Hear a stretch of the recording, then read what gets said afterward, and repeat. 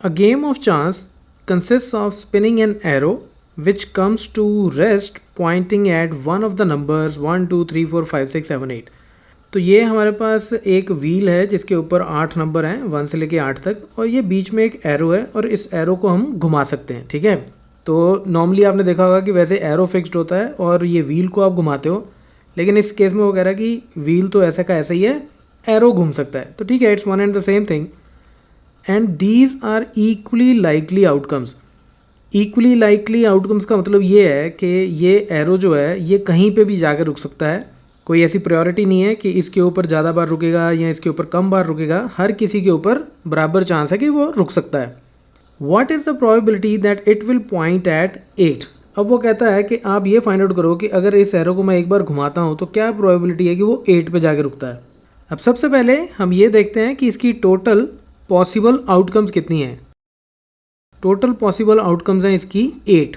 ठीक है, क्योंकि 8 में से कहीं पे भी रुक सकता है, तो ये भी एक आउटकम हो सकती है, ये भी हो सकती है, ये भी हो सकती है, तो ये सारी आउटकम्स हैं।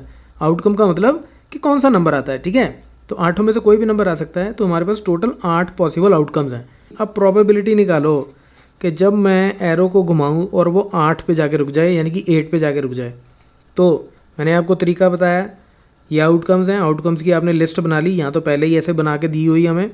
अब उसमें से ये देखो कि इसकी एंट्री इसमें कितनी बार आती है, यानी कि 8 की एंट्री एक ही बार आ रही है, तो एक इसकी फेवर में हो गया। टोटल 8 हैं, तो 1/8 इज़ द आंसर, राइट। अब हम सेकंड पार्ट उठाते हैं। अब सेकंड पार्ट में मुझे प्रोबेबिलिटी निकालनी है कि जब मैं एरो को घुमाऊँ तो वो किसी ऑड नंबर पे जाके रुके।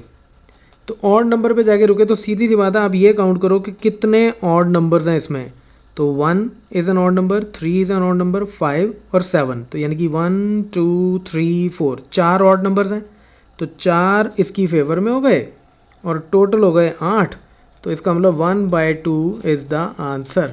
तो 1/2 का मतलब ऐसे क्या हुआ कि 50% प्रोबेबिलिटी है। ऑब्वियसली 4 इवन नंबर हैं, 4 ऑड नंबर हैं, तो 50% प्रोबेबिलिटी है कि ऑड नंबर पे आएगा और 50% ही प्रोबेबिलिटी है कि इवन नंबर पे आएगा। ओके, 2 पार्ट्स हो गए। अब तीसरे पे आते हैं। अब थर्ड पार्ट में मुझे प्रोबेबिलिटी निकालनी है कि ये एक ऐसे नंबर पे आए जो ग्रेटर दैन 2 हो। ठीक है, कि number should be greater than 2, यानी कि मैं इसको थोड़ा सा और सिंप्लीफाई करूँ तो इसका मतलब नंबर होना चाहिए 3 या 4 या 5 या 6 या 7 या 8। इसका मतलब यही हुआ। तो यानी कि कितने नंबर हो गए, 1 2 3 4 5 6, तो 6 नंबर्स इसकी फेवर में हैं। टोटल 8 है, तो यानी कि 3/4 इज़ माई आंसर। मैं फिर से रिपीट कर देता हूँ। देखो, इसका मतलब होता है कि प्रोबेबिलिटी ऑफ दिस इवेंट। तो हमें करना क्या है, इस इवेंट की फेवर में जितनी आउटकम्स हैं उनको काउंट कर लो, और उसको टोटल पॉसिबल आउटकम से डिवाइड कर दो, आंसर आ जाएगा। अब लास्ट में मुझे प्रोबेबिलिटी निकालनी है कि number should be less than 9। तो सारे ही नंबर्स लेस देन 9 है, तो 8 के 8 नंबर इससे 9 से छोटे हैं, तो इसका मतलब इसमें 8 नंबर्स ऐसे हैं, 8 आउटकम्स ऐसी हैं जो इस इवेंट को सेटिस्फाई करती हैं।